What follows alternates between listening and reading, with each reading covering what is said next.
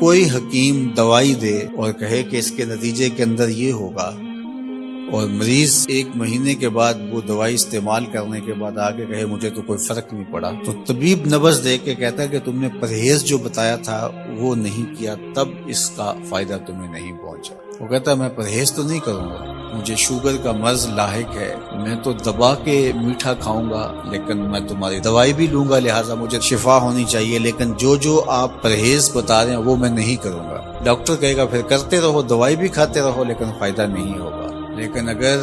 مریض مکمل پرہیز بھی کرتا ہے اور پھر دوائی بھی لیتا ہے تو اللہ شفا عطا کرتا ہے۔ اللہ نے روزے کا نتیجہ تقوی رکھا ہے، لیکن ساتھ یہ شرط رکھی ہے کہ تم ان امور سے رک جاؤ جن سے تمہارے رب نے منع کیا ہے، پھر لازمی نتیجہ یہ ہے کہ تمہارا دل تقوی کے نور سے جگمگا اٹھے گا۔ اور اگر پورا مہینہ روزہ رکھنے کے باوجود بھی اتقاء کا نور نصیب نہیں ہوتا اور دل کو باطن کو روشنی نہیں ملتی، تو پھر اس کا مطلب یہ ہے کہ ہم نے اللہ کا روزہ نہیں اپنی مرضی کا روزہ رکھا ہے، اپنی خواہشات کے مطابق بھوک کاٹی، اس کا کوئی فائدہ نہیں۔ اور حضور علیہ السلام نے واضح 2 ٹوک لفظوں میں ارشاد فرما دیا، من لم یدع قول الزور والعمل به فلیس للہ حاجۃ فی ان یدع طعامہ وشرابہ، جو ایسے امور کو نہیں چھوڑتا جن سے منع کیا گیا ہے تو پھر اس کے بھوکا اور پیاسا رہنے کی اللہ کو کوئی ضرورت نہیں۔ یہ خوراک بچاؤ مہم نہیں ہے کہ اللہ نے اس لیے روزہ فرض کیا ہے کہ تھوڑا خوراک بچ جائے، نہیں، بلکہ وَيُزَادُ فِيهِ رِزْقُ الْمُؤْمِنِ، ماہ سیام میں تو مومن کا رزق بڑھا دیا جاتا ہے۔ ہر شخص اپنا حساب لگائے تو اس مہینے میں اخراجات زیادہ ہوتے ہیں، تو یہ خوراک بچاؤ مہم نہیں ہے، بلکہ یہ تقوی کے حصول کا ذریعہ ہے مہینہ۔ اور اس پورے مہینے میں اگر ہم اپنے آپ کو بچائیں گے، اپنی زبان کو بچائیں گے، سب سے زیادہ جرائم گناہ ہماری زبان کرتی ہے، ہماری آنکھیں بھی گناہ کرتی ہیں، ہمارے ہاتھ بھی گناہ کرتے ہیں، ہمارے پاؤں بھی برائی کی جگہ پہ چل کے جائیں تو گناہ گار ہوتے ہیں، ہمارے کان بری چیزیں سنیں تو یہ بھی گناہ گار ہوتے ہیں،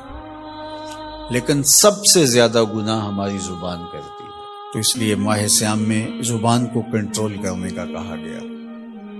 آقا کریم نے فرمایا جب تم سے کوئی الجھنا چاہے اور تم روزے سے ہو تو اسے کہو میں روزہ رکھا ہوا ہے، نہیں تم سے کوئی زیادتی بھی کرنا چاہے تم اس سے الجھو نہ اور کہو انی امرؤ صائم، میں روزہ رکھا ہوں۔ تو روزے کے اندر تو آپ اپنی زبان کو بچاتے ہیں اس احساس کے ساتھ کہ میں روزے سے ہوں۔ یہ احساس جب جڑا ہوتا ہے کہ میں روزے سے ہوں تو کلی بھی احتیاط سے کی جاتی ہے نا، کوئی قطع حلق سے نیچے نہ ٹپک جائے۔ جب آپ روزے سے ہوں اور یہ احساس آپ کے ساتھ جڑا ہوا ہوتا ہے تو آپ